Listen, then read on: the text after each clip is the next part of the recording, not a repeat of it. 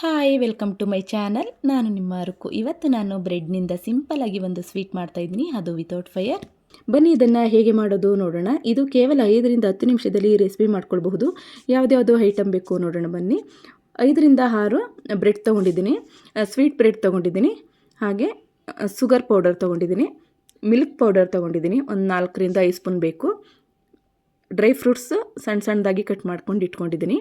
ಹಾಗೆ fresh cream ತೊಗೊಂಡಿದ್ದೀನಿ, ಯಾವುದೇ ಬ್ರ್ಯಾಂಡ್ ಆದರೂ ಓಕೆ. ಇವತ್ತು ನಾನು ಫ್ರೆಶ್ ಕ್ರೀಮ್ ಉಪಯೋಗಿಸ್ಕೊಂಡು ಈ ಸ್ವೀಟ್ ಮಾಡ್ತಾಯಿದ್ದೀನಿ. ಹಾಗೆ ಡೆಸಿಕೇಟೆಡ್ ಕೋಕೋನಟ್ ಪೌಡರ್ ಮನೇಲೇ ಮಾಡಿದ್ದೆ ನಾನು, ಅದನ್ನೇ ಯೂಸ್ ಮಾಡ್ಕೋತಾ ಇದ್ದೀನಿ. ನೀವು ಕೂಡ ಮನೇಲೇ ಮಾಡಿಕೊಂಡು ಯೂಸ್ ಮಾಡ್ಕೋಬಹುದು ಅಥವಾ ಅಂಗಡಿಯಿಂದ ತಂದು ಕೂಡ ಯೂಸ್ ಮಾಡಬಹುದು. ಹಾಗೆ ಫುಡ್ ಕಲರ್ ಯಾವುದೇ ಬ್ರ್ಯಾಂಡ್ ಆದರೂ ಓಕೆ, ಯಾವುದೇ ಕಲರ್ ಆದರೂ ಓಕೆ. ನಾನು ಆರೆಂಜ್ ಕಲರ್ ತೊಗೊಂಡಿದ್ದೀನಿ.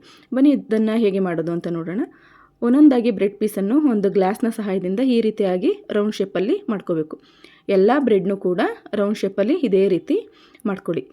ಈ ರೆಸಿಪಿ ತುಂಬಾ ಸಿಂಪಲ್ಲಾಗಿ ಮಾಡ್ಕೊಳ್ಬಹುದು. ಕೇವಲ 5ರಿಂದ 10 ನಿಮಿಷದಲ್ಲಿ ಈ ರೆಸಿಪಿನ ನಾವು ಮಾಡ್ಕೊಳ್ಬಹುದು. ನೋಡಿ, ಇದೇ ರೀತಿಯಾಗಿ ಎಲ್ಲ ಬ್ರೆಡ್ನು ಕೂಡ ರೌಂಡ್ ಶೇಪಲ್ಲಿ ನಾನು ಕಟ್ ಮಾಡ್ಕೋತಾ ಇದ್ದೀನಿ, ಅದು ಒಂದು ಗ್ಲಾಸ್ನ ಸಹಾಯದಿಂದ. ನೋಡಿ, ಎಲ್ಲ ಬ್ರೆಡ್ನು ಕೂಡ ಕಟ್ ಮಾಡಿದ್ಮೇಲೆ ಈ ರೀತಿಯಾಗಿ ಕಾಣಿಸ್ತಾ ಇದೆ. ನಿಮಗೆ ಯಾವ ಶೇಪ್ ಬೇಕೋ ಆ ಶೇಪಲ್ಲಿ ಇದನ್ನು ಕಟ್ ಮಾಡ್ಕೊಳ್ಳಿ. ಇದನ್ನು ಇವಾಗ ಕಟ್ ಮಾಡ್ಕೊಂಡ್ಮೇಲೆ ಸಪ್ರೇಟ್ ಸೈಡ್ಗೆ ಎತ್ತಿಡೋಣ. ಇವಾಗ ಶುಗರ್ ಸಿರಪ್ ರೆಡಿ ಮಾಡ್ಕೋಬೇಕು. ಒಂದು ಮಿಕ್ಸಿಂಗ್ ಬೌಲ್ಗೆ ಅರ್ಧ ಲೋಟ ನೀರನ್ನು ಸೇರಿಸ್ಕೊತಾ ಇದ್ದೀನಿ. ನೀರು ಹಾಕಿದ್ಮೇಲೆ 4ರಿಂದ 5 ಸ್ಪೂನ್ ಅಥವಾ ನಿಮಗೆ ಸಿಹಿ ಎಷ್ಟು ಬೇಕು ಅಷ್ಟು ಪ್ರಮಾಣದಲ್ಲಿ ಶುಗರ್ನ ಸೇರಿಸ್ಕೊಳ್ಳಿ. ಶುಗರ್ ಹಾಕ್ಕೊಂಡ್ರೆ ಕರಗೋದು ಸ್ವಲ್ಪ ನಿಧಾನ ಅಂತ ನಾನು ಪೌಡ್ರನ್ನೇ ಸೇರಿಸ್ಕೊತಾ ಇದ್ದೀನಿ. ಹಾಗೆ ಫುಡ್ ಕಲರ್ನ ಸೇರಿಸ್ಕೊತಾ ಇದ್ದೀನಿ. ಇವೆರಡನ್ನು ಚೆನ್ನಾಗಿ ಮಿಕ್ಸ್ ಮಾಡ್ಕೋಬೇಕು. ಸಕ್ಕರೆ ಪೌಡರ್ ಕರಗೋ ತನಕ ಇದನ್ನು ಮಿಕ್ಸ್ ಮಾಡ್ಕೋಬೇಕು. ನೋಡಿ, ಕರಗೋದ ಮೇಲೆ ಎಷ್ಟು ಚೆನ್ನಾಗಿ ಕಲರ್ ಕಾಣಿಸ್ತಾ ಇದೆ. ಇದನ್ನು ಕೂಡ ಸೈಡ್ಗೆ ಎತ್ತಿಟ್ಟು ಇವಾಗ ನಾವು ಕ್ರೀಮ್ ರೆಡಿ ಮಾಡ್ಕೊಳ್ಳೋಣ. ಒಂದು ಮಿಕ್ಸಿಂಗ್ ಬೌಲ್ಗೆ 4ರಿಂದ 5 ಸ್ಪೂನ್ ಆಗುವಷ್ಟು ಫ್ರೆಶ್ ಕ್ರೀಮ್ ಹಾಕ್ಕೊಳ್ತಾ ಇದ್ದೀನಿ. ನಂತರ ಒಂದು ಅರ್ಧ ಸ್ಪೂನ್ ಆಗುವಷ್ಟು ಶುಗರ್ ಪೌಡರ್, ಹಾಗೆ 2 ಸ್ಪೂನ್ ಆಗುವಷ್ಟು ಮಿಲ್ಕ್ ಪೌಡರ್ನ ಹಾಕ್ಕೊಂಡು ಡ್ರೈ ಫ್ರೂಟ್ಸ್ ಪೌಡ್ರ್ ಮಾಡಿಟ್ಕೊಂಡಿದ್ವಲ್ಲ ಅದನ್ನು ಸೇರಿಸ್ಕೊಂಡು ಚೆನ್ನಾಗಿ ಇದನ್ನು ಮಿಕ್ಸ್ ಮಾಡ್ಕೊತಾ ಇದ್ದೀನಿ. ಫ್ರೆಶ್ ಕ್ರೀಮ್ ಇದ್ದರೆ ಫ್ರೆಶ್ ಕ್ರೀಮ್ನೇ ಹಾಕ್ಕೊಳ್ಳಿ, ಇಲ್ಲ ಅಂದರೆ ಹಾಲಿನ ಕೆನೆಯಲ್ಲೂ ಕೂಡ ನಾವು ಮಾಡ್ಕೊಳ್ಬಹುದು. ನೋಡಿ, ಇವಾಗ ಚೆನ್ನಾಗಿ ಇದನ್ನು ಮಿಕ್ಸ್ ಮಾಡಿ. ನೋಡಿ, ಈ ರೀತಿಯಾಗಿರಬೇಕು ಕ್ರೀಮ್. ಇವಾಗ ಫಸ್ಟೇ ರೆಡಿ ಮಾಡಿದ ಬ್ರೆಡ್ಗೆ ಈ ಕ್ರೀಮ್ನ ನಾವು ಅಪ್ಲೈ ಮಾಡಬೇಕು. ಒಂದೊಂದಾಗಿ ಬ್ರೆಡ್ಗೆ ಇದನ್ನು ಅಪ್ಲೈ ಮಾಡ್ಕೊಳ್ಳೋಣ. ವಿತೌಟ್ ಫೈರ್ ಫುಡ್ ಕಾಂಪಿಟೇಷನ್ ಇದ್ದಾಗ ಈಸಿಯಾಗಿ ಸಿಂಪಲಾಗಿ ಈ ಸ್ವೀಟ್ ಮಾಡಬಹುದು.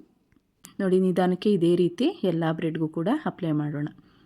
ಕ್ರೀಮ್ನ ಬ್ರೆಡ್ ಪೀಸ್ಗೆ ಅಪ್ಲೈ ಮಾಡಿದ್ಮೇಲೆ ಇನ್ನೊಂದು ಬ್ರೆಡ್ ಪೀಸ್ ಮೇಲೆ ಫೋಲ್ಡ್ ಮಾಡಿ ಸೈಡೆಲ್ಲ ಇದನ್ನು ಪ್ರೆಸ್ ಮಾಡ್ಕೋಬೇಕು. ನೋಡಿ, ಈ ರೀತಿಯಾಗಿ ನಿಧಾನಕ್ಕೆ ಪ್ರೆಸ್ ಮಾಡಿಕೊಡಿ.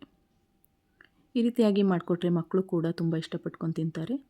ಈ ಸ್ವೀಟನ್ನು ಕೇವಲ 5ರಿಂದ 10 ನಿಮಿಷದಲ್ಲಿ ಮಾಡಬಹುದು. ಹಾಗೆ ತುಂಬ ಟೇಸ್ಟಿಯಾಗಿದೆ ಹಾಗೂ ತುಂಬ ಈಸಿಯಾಗಿ ಮಾಡಬಹುದು. ಇದೇ ರೀತಿ ಎಲ್ಲ ಬ್ರೆಡ್ಗೂ ಕೂಡ ಕ್ರೀಮ್ ಅಪ್ಲೈ ಮಾಡಿ ಫೋಲ್ಡ್ ಮಾಡಿ ಸಪ್ರೇಟ್ ಎತ್ತಿಡಿ.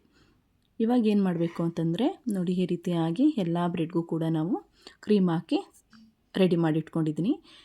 ಮೊದಲೇ ರೆಡಿ ಮಾಡಿದ ಶುಗರ್ ಸಿರಪಲ್ಲಿ ಬ್ರೆಡ್ ಸ್ಲೈಸ್ನ ಡಿಪ್ ಮಾಡಬೇಕು.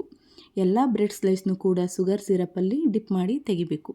ಈ ರೀತಿ ಬ್ರೆಡ್ನಿಂದ ಮಾಡಿದ ಸ್ವೀಟ್ ನಿಮಗೆ ಇಷ್ಟ ಆದರೆ ಪ್ಲೀಸ್ ಲೈಕ್ ಶೇರ್ ಮಾಡಿ. ನೋಡಿ, ಎಲ್ಲ ಬ್ರೆಡ್ ಸ್ಲೈಸ್ನು ಕೂಡ ಶುಗರ್ ಸಿರಪಲ್ಲಿ ಡಿಪ್ ಮಾಡಿದ ಮೇಲೆ ಡೆಸಿಕೇಟೆಡ್ ಕೋಕೋನಟ್ ಪೌಡರ್ಗೆ ಹಾಕಿ ಮತ್ತೆ ಇದನ್ನು ಡಿಪ್ ಮಾಡಬೇಕು.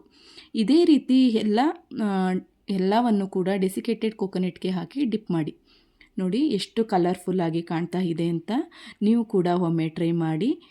ಈ ಸ್ವೀಟ್ ಫ್ರಿಡ್ಜ್ನಲ್ಲಿ 30 ಮಿನಿಟ್ಸ್ ಇಟ್ಟು ತಿನ್ನೋದ್ರಿಂದ ತುಂಬಾ ಟೇಸ್ಟಿಯಾಗಿರುತ್ತೆ. ನೀವು ಒಮ್ಮೆ ಟ್ರೈ ಮಾಡಿ. ಈ ರೀತಿಯಾಗಿ ಮಕ್ಕಳಿಗೂ ಮಾಡಿಕೊಟ್ರು ಕೂಡ ತುಂಬಾ ಇಷ್ಟಪಟ್ಕೊಂಡು ತಿಂತಾರೆ. ಹೇಗಿದೆ ಅಂತ ಕಮೆಂಟ್ಸ್ ಮಾಡಿ. ಈ ರೆಸಿಪಿ ನಿಮಗೆ ಇಷ್ಟ ಆಗಿದರೆ ಪ್ಲೀಸ್ ಲೈಕ್ ಶೇರ್ ಕಮೆಂಟ್ಸ್ ಮಾಡಿ. ಹಾಗೆ ನನ್ನ ಚಾನಲ್ನ ಸಬ್ಸ್ಕ್ರೈಬ್ ಮಾಡಿ ಫ್ರೆಂಡ್ಸ್. Thank you.